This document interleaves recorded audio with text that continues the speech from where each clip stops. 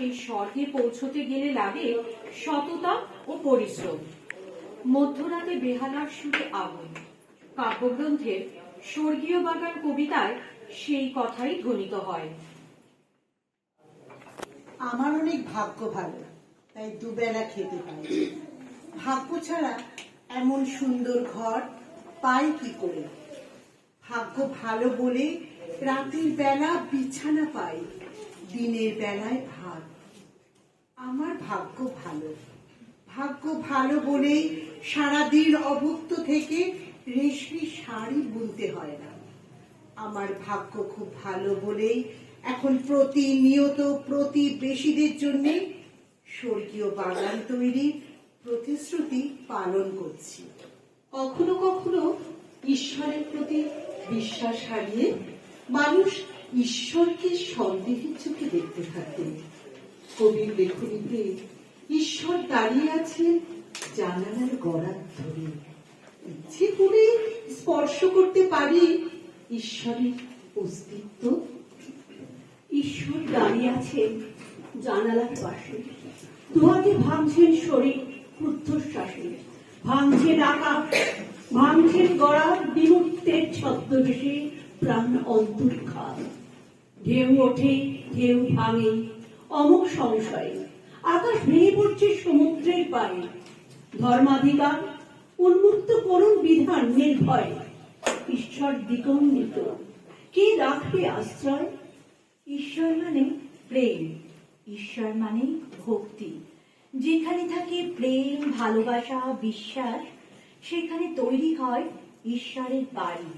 তার কবি ঈশ্বরের বাড়ি খুঁজতে খুঁজতে পৌঁছে গিয়েছিলেন তার প্রেমিকার বাড়ি, যেখানে ছোট শিশুর ভালোবাসায় তিনি উপলব্ধি করেন এটা ঈশ্বরের প্রকৃত বাড়ি।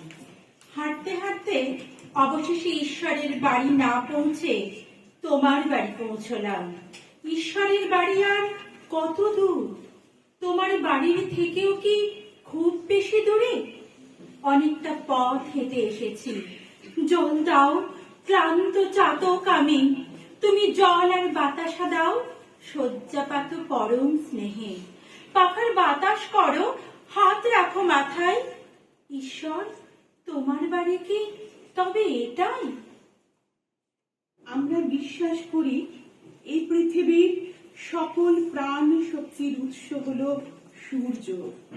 এই পৃথিবীর যা কিছু আনন্দময়, কল্যাণকর, এমনকি সদ্য ভূমিষ্ঠ হওয়া শিশুর অপার বিস্ময়কর বাহুবন্ধন, সবকিছুর মধ্যেই সূর্যের আলোর স্পর্শে শান্তির বাণী বর্ষিত হয়।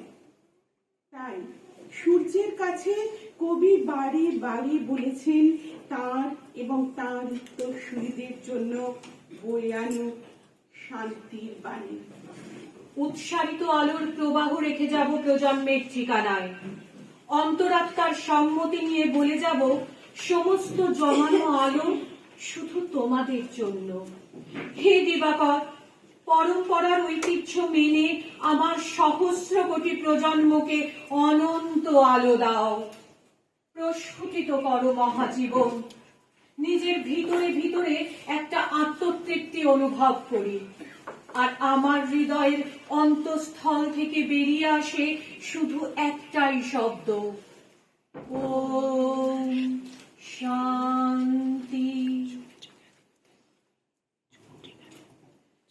ঈশ্বর চিরকাল একা এবং অদ্বিতীয়, আর সে কারণে তার যাত্রাপথ এত মসৃণ।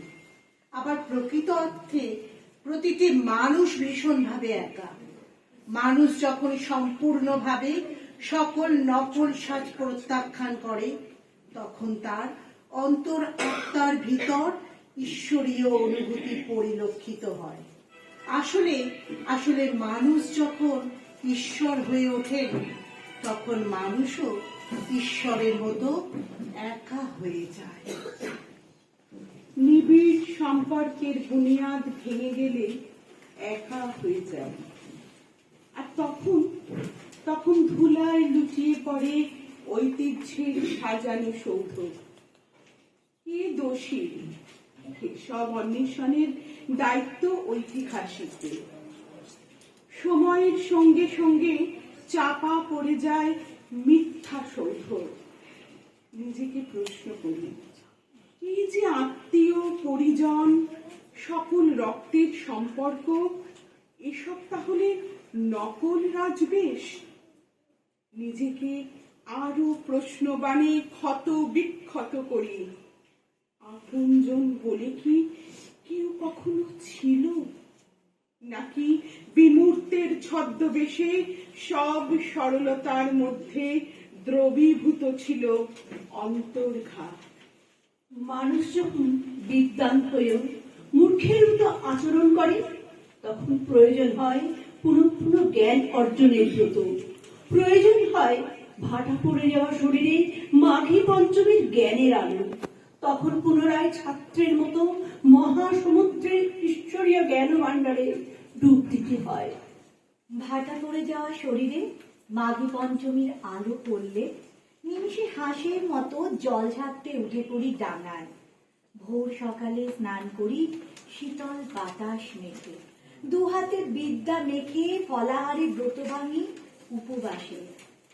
অথচ আয়নার সামনে দাঁড়ালে আমার সমস্ত ছদ্মবেশ ভেঙে পড়ে টুকরো টুকরো হয়ে যাওয়া কাঁচ। ভীষণ কান্না পায়, কষ্ট হয়, মনে হয় এই আমি কি সেই আমি? কবির ঈশ্বর ও নারী কবিতায় যে গভীর প্রেমের কথা উল্লেখ আছে, তাতে কবি নারীকে ঈশ্বর রূপে কাছে পেতে চেয়েছেন।